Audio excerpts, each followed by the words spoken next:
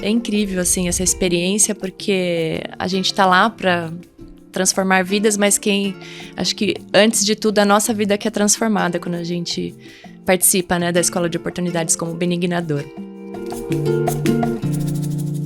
E olha, começando mais uma roda de significado aqui do Instituto Economia ao Natural, e eu tô com a Laura Brunheroto. E aí, Laura, tudo bom? Tudo ótimo, e você? Tudo bem, obrigado por Então você tá ter bom. aceitado o nosso convite aqui. Eu que agradeço, tô muito feliz de estar aqui. A gente que tá bem feliz. E ó, vamos começar falando como que você teve contato com o Instituto Economia ao Natural, que eu tô curioso com isso. Sim. Bom, foi através dos livros do Roberto. Há bastante tempo que eu acompanho o trabalho dele. Eu comecei a conhecer, né, um pouco da metanoia por meio das empresas metanóicas, né? Então tem a Padaria Real lá em Sorocaba. E eu ficava impressionada, assim, como aquela empresa era diferente, tinha uma cultura diferente, muito humanizada. Depois eu tive algum contato com a Minas também. E aí eu falei, o que será que tem por trás disso? E fui descobrir a metanoia. E aí eu comecei a acompanhar o Roberto nas redes sociais e acabei lendo também todos os livros dele. Acho que eu tô lendo pela segunda ou terceira vez já alguns. E aí que eu me aproximei, né, do Roberto, e esse ano ele foi para Sorocaba no início do ano. E ele fez uma palestra lá pra gente, e aí eu já fui me conectar com ele, e aí que ele me falou do Instituto. Ah, que legal. Foi muito bom. Ô, Laura, agora eu quero saber, assim, o que fez os seus olhos brilharem com relação ao Instituto? Bom, é essa forma humana da gente se relacionar, né, porque a gente percebe como as pessoas estão coisificando as outras pessoas, né? Então, essa relação sujeito-sujeito me encanta muito. É isso. Bom, você recentemente passou pela formação de benignadores, né? Isso. E aí eu queria saber para você, o que é ser uma benignadora? Ser benignadora é tocar o ser humano de uma forma genuína, é a gente acessar a essência, os valores, né? É incrível, assim, essa experiência, porque a gente tá lá para transformar vidas, mas acho que, antes de tudo, a nossa vida que é transformada quando a gente participa, né, da Escola de Oportunidades como benignador. Agora, o que você faz enquanto benignadora? O que eu faço? Bom, a gente faz a Escola de Oportunidade, então tem todo lá o roteiro, né, e a gente atua junto com as pessoas que estão participando, ajudando, na verdade facilitando para que eles se conectem com a essência deles, com o que eles têm de mais valioso, que são os valores, o propósito deles. Agora, eu tive uma conversa recente com a Fabi, né? E ela falou um pouquinho da transição entre o Código de Nobreza até a Escola de Oportunidade. Se você fosse explicar para quem não conhece o Instituto, não conhece a escola, o Código de Nobreza, o que é a Escola de Oportunidade? Como é que você explica? Nossa, parece que é até difícil de explicar, né? Porque a gente tem que viver. Mas a Escola de Oportunidade realmente é um encontro seu com você mesmo, mas com quem você é de verdade e não com quem você parece ser, né? Então é quando a gente se conecta mesmo com a nossa essência, com a nossa missão de vida. Ô, Laura, agora, teve alguma coisa na Escola de Oportunidade que despertou algo em você como líder ou como pessoa, alguma coisa que talvez estivesse aí adormecido em você? Acho que despertou meu próprio propósito. E, nossa, é maravilhoso quando a gente encontra o nosso propósito. E o meu propósito está muito ligado a benignar vidas, que é o propósito do Instituto. Agora, o que muda entre conhecer ou desconhecer o seu propósito? Nossa, muda tudo. Bom, quando a gente não sabe ainda, não descobriu o nosso propósito, a gente vive o dia a dia, vai acontecendo e acho que a gente fica até meio perdido, assim, porque parece que você não entende muito bem qual é a sua missão, o que de verdade quais são os seus talentos e habilidades. E quando a gente descobre o nosso propósito, nossa, é um match, assim, incrível que acontece, né, entre o nosso chamado e a nossa chama. Agora, você está à frente de um grupo de mulheres empreendedores lá em Sorocaba, né, na Associação Comercial. O que mais aparece, assim, desse grupo em termos de dores, de sonhos? O que essas mulheres falam? São mulheres que realmente começam a empreender normalmente por necessidade. E elas são muito solitárias, né? Porque quando o empreendedor, ele é um ser muito solitário, né? Ele não tem com quem dividir os desafios do dia a dia, as conquistas do dia a dia. E aí, esse movimento faz com que elas se aproximem, haja uma troca rica. E, realmente, elas querem mudar o mundo com os negócios delas, né? Com as dores que elas resolvem.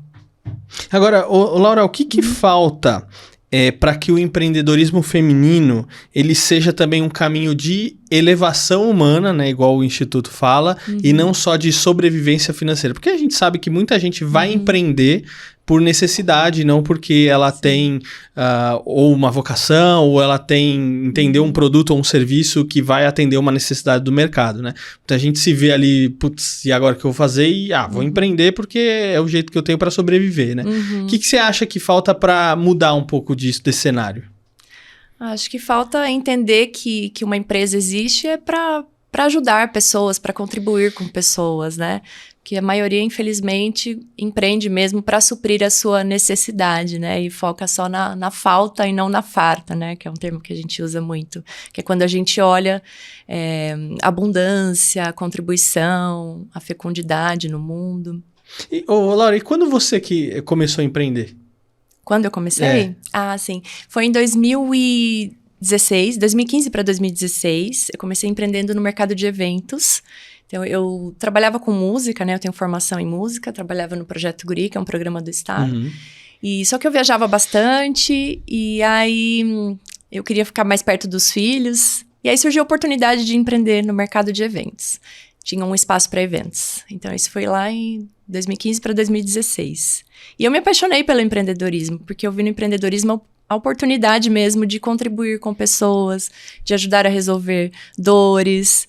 Então, acho que isso foi o que me encantou. Agora, não muda um mundo muito diferente, música e empreendedorismo? É bem diferente. Como é que foi pra você isso? Eu não deixei a música, né? Só deixei a música como profissão. Foi bastante dolorido na época, eu lembro. Ainda mais porque eu trabalhava com um projeto social, com jovens em situação de vulnerabilidade social. Então, era algo que eu me conectava bastante. Mas naquele momento, estar perto da família falou mais alto, né? E acho que você ter a música, né, como ajuda, porque a música traz sensibilidade, traz aquele olhar artístico, o olhar da criatividade. Então, acho que contribui bastante, apesar de diretamente não ter muito a ver, né? Você vê alguma coisa em comum entre música e empreendedorismo? Eu acho que é isso, é você ter essa sensibilidade, porque o empreendedor tem que ser uma pessoa muito atenta, tem que sentir muito as coisas, está muito relacionado, né, a entender sobre pessoas. Então, acho que por aí pode ter a ver, sim. Agora, você também está à frente de um grupo que atua junto com mães de crianças atípicas. Isso. O que é esse grupo? Me explica. É o Projeto Amare, foi um programa que nós criamos lá em Sorocaba. Porque que a gente percebe? Que as mães atípicas, quando recebem um diagnóstico, né, de uma necessidade especial no filho, ela acaba deixando a sua vida de lado, ela perde a sua identidade e ela vira só mãe. Ela vive só em função do filho. E nós percebemos que precisávamos, de certa forma, ajudá-las e entendendo também a dor, né, do empresário, estando à frente lá da associação comercial, a gente percebeu que as empresas também têm dificuldade de encontrar pessoas dispostas a trabalhar, né? E aí a gente introduziu esse programa, que é um programa de capacitação e reinserção de mães atípicas no mercado de trabalho. A gente tem uma parceria com uma faculdade lá em Sorocaba, então a gente prepara essas mães tecnicamente, mas também a gente traz possibilidades delas se desenvolverem, se reconhecerem, trazer de volta a identidade delas para elas voltarem para o mercado de trabalho em funções que elas possam desempenhar em horários alternativos, numa jornada mais flexível. Agora, eu queria entender o que essas crianças, né? Que tipo de diagnóstico ela tem para falar que é mãe de uma criança, mãe atípica, né? Que vocês usam mãe o termo. Atípica. O que é, assim, queria entender um pouco. A maior parte do diagnóstico desses filhos, diagnósticos dessas mães é de autismo, né? Então, tem crescido, assim, de uma forma bastante significativa o número de diagnósticos de autismo, ultimamente. E essas mães, a gente percebe o quanto elas precisam de apoio, de carinho, de acolhimento. É porque tem vários níveis de autismo, né? Sim. Eu não entendo muito de como é que funciona, mas tem crianças que são mais dependentes e tem crianças mais independentes, é isso ou não? Isso, falamos em grau de suporte. Então, tem o grau de suporte 1, 2 e 3. O grau de suporte 1 é o mais leve e o 3 é o mais severo. Aí, ou seja, nesses que são mais severos, a mãe normalmente tem que ficar o tempo todo com a criança. Isso, o tempo todo com a criança. E, normalmente, até mesmo se for adulto, não vai ter como desvincular isso de alguma maneira, é isso, não? Mesmo na fase adulta tem uma dependência muito grande, né, de outra pessoa. Então, a mãe acaba vivendo em função mesmo. Agora, como é que o mercado olha para essas mães? Olha, a gente tem, né, levado a ideia de que essas mães são pessoas muito resilientes, são pessoas determinadas, porque é muito desafiador ter uma criança atípica, né? Então, são mães que têm vontade mesmo de fazer diferente, de fazer acontecer. Mas aí para ela, por exemplo, para ela ir trabalhar ou para ela estudar, nesse período, como é que ela faz? Ela tem que contratar alguém para ficar com a criança, é isso ou não?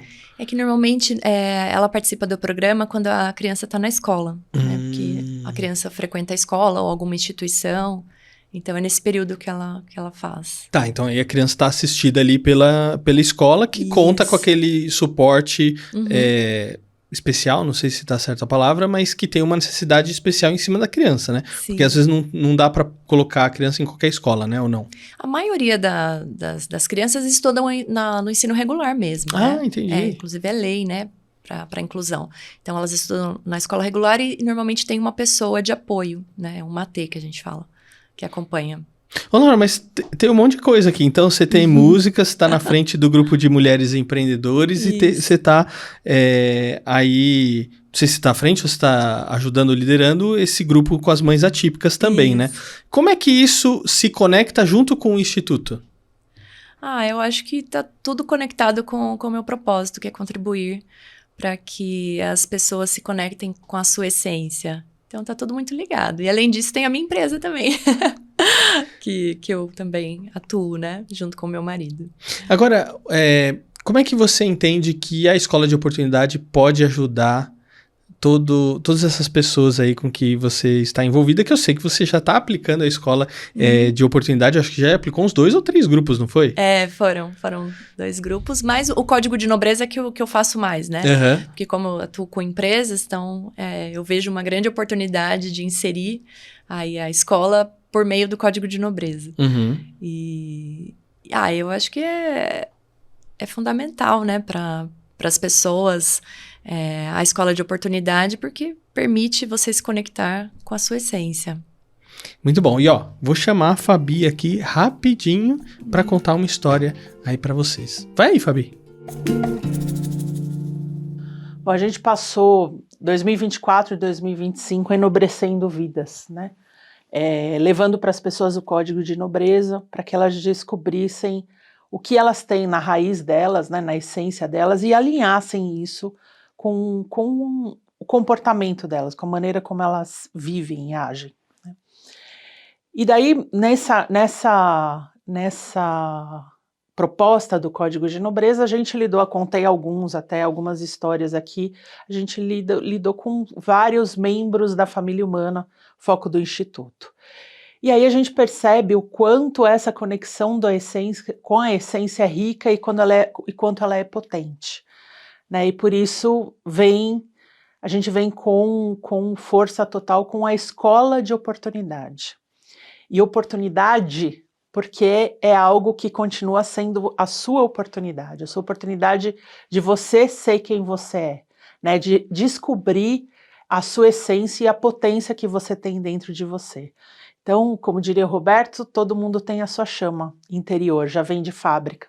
E a gente está aqui no Instituto, através da Escola de Oportunidade, para trabalhar essa chama, para tornar essa chama muito, muito mais potente, né? E para você entender o que você tem de fato dentro de você. Então, a escola vem para que você continue descobrindo a sua nobreza, continue descobrindo a sua nobreza, mas que essa nobreza te leve até o grande significado da sua vida, que é o propósito de vida, né? Então, a gente aprofunda mais na sua essência e, além da nobreza, a gente vai levar você até a descoberta do seu propósito de vida.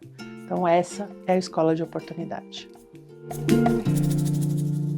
Muito bom, Fabi, obrigado. Vamos continuar o nosso papo aqui com a Laura, que eu tô aprendendo um monte de coisa nova, um monte de coisa bacana.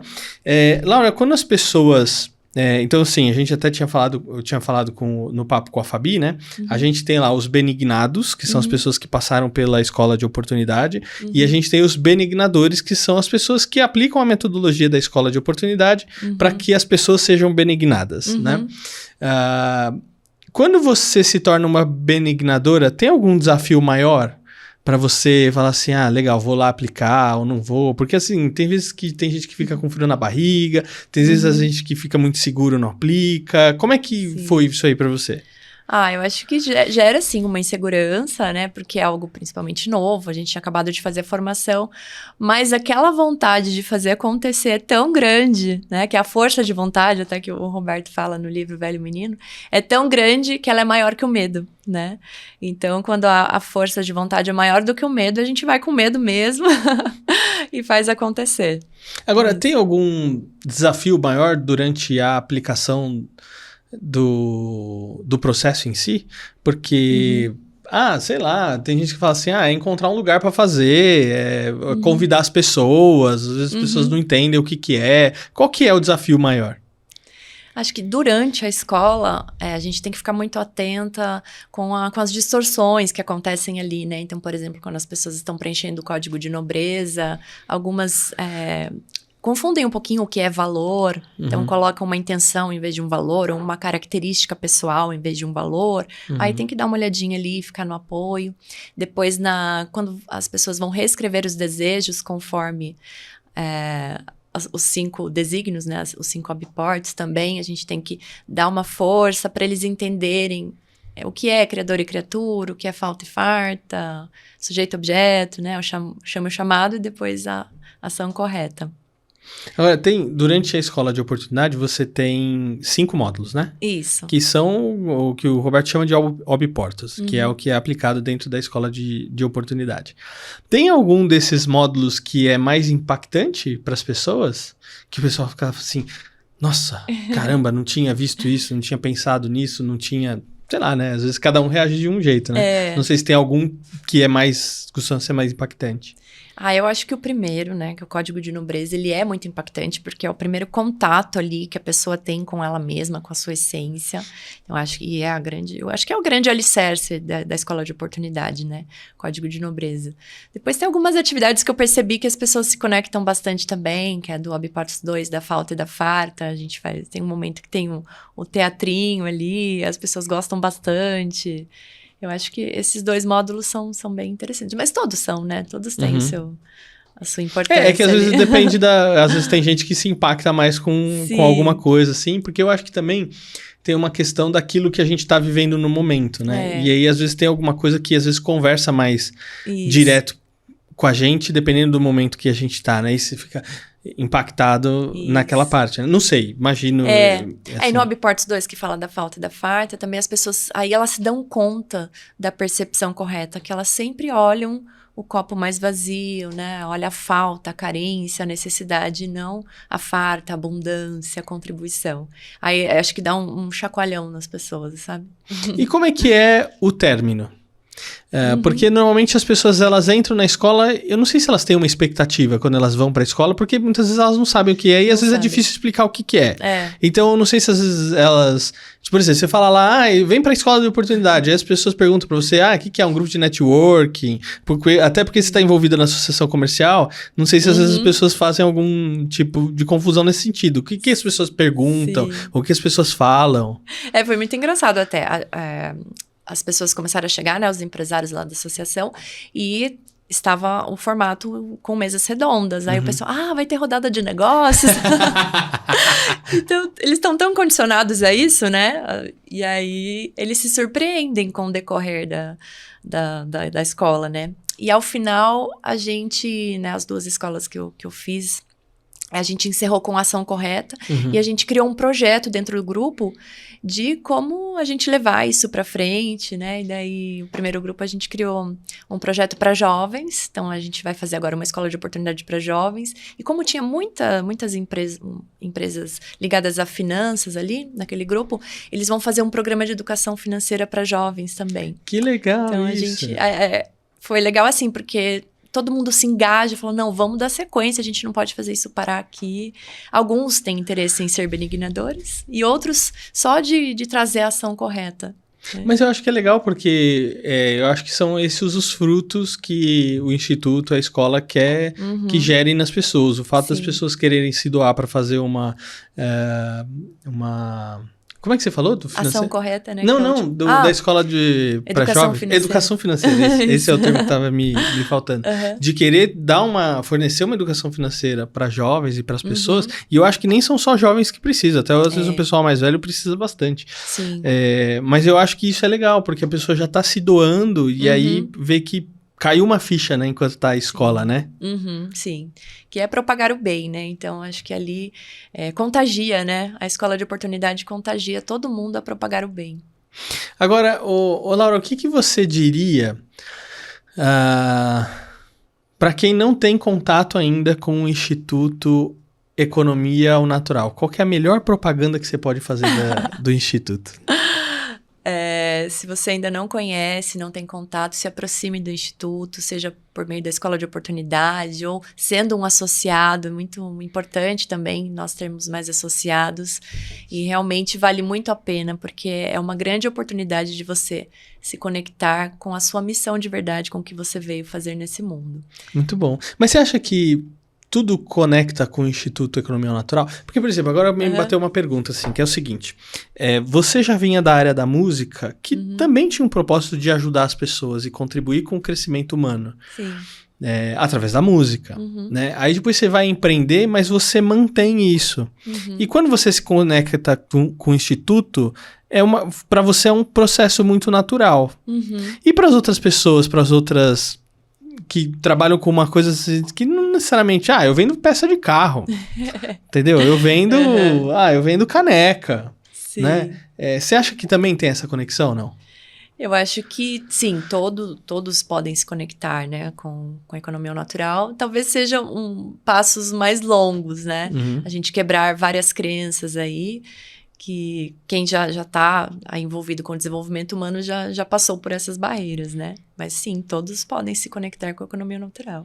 Muito bom. Laura, obrigado por você ter vindo até aqui. Veio diretamente de Sorocaba, simplesmente para participar aqui da nossa roda de significado. Fiquei muito feliz e eu espero que esse conteúdo aqui agregue para muita gente. Obrigado. Eu que agradeço, foi incrível participar. Obrigada. Muito legal. E fica ligado no recado da Laura para você se conectar com o Instituto Economia ao Natural, participar da Escola de Oportunidade, seja para você ser um benignado ou também se tornar um benignador.